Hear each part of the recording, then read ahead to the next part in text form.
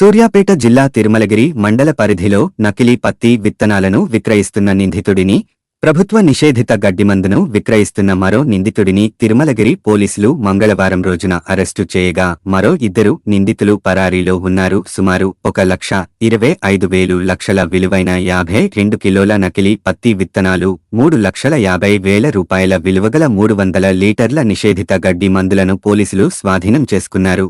సూర్యాపేట జిల్లాలో నకిలీ విత్తనం పైన మనము టాస్క్ ఫోర్స్ ఆర్గనైజ్ చేసి రైడ్స్ చేస్తున్నప్పుడు మనకు ఒక సమాచారం వస్తుంది.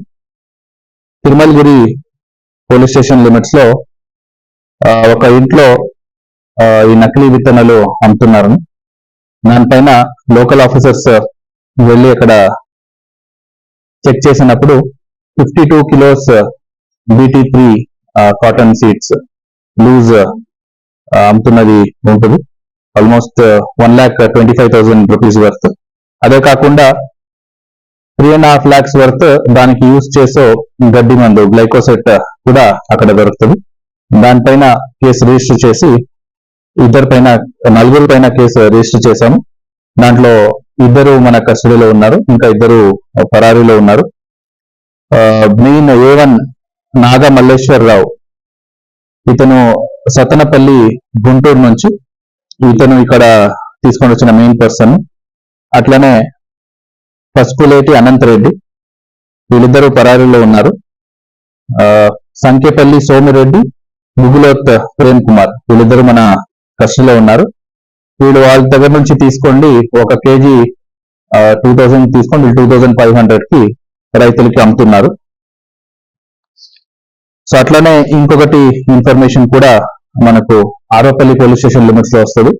అక్కడ కోడూరు విలేజ్ లో ఇట్లనే అమ్ముతున్నారని వస్తే అక్కడ కూడా రేట్ చేస్తే 22 kgs seeds around 66,000 rupees worth ఇవి దొరుకుతుంది.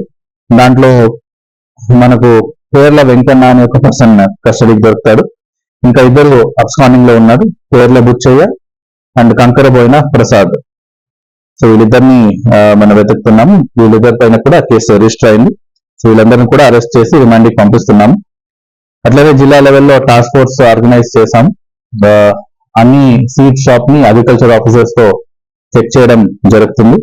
అట్లనే జిల్లా వ్యాప్తంగా awareness programs agriculture department, police department కలిసి చేస్తున్నారు. ఈ పాత అఫెండర్స్ దీనికి ముందు కేసెస్ లో ఇన్వాల్వ్ అయిన వాళ్ళు ఎక్కడ ఉన్నారు, వాళ్ళ మీద కూడా సేమ్ పని చేస్తున్నారని నిఘా పెట్టాము. ఇట్లా ఎవరైనా నకిలీ విత్తనాలు అమ్మితే వాళ్ళపైన కేసు పెట్టి PD యాక్ట్ కూడా రిజిస్టర్ చేస్తాం.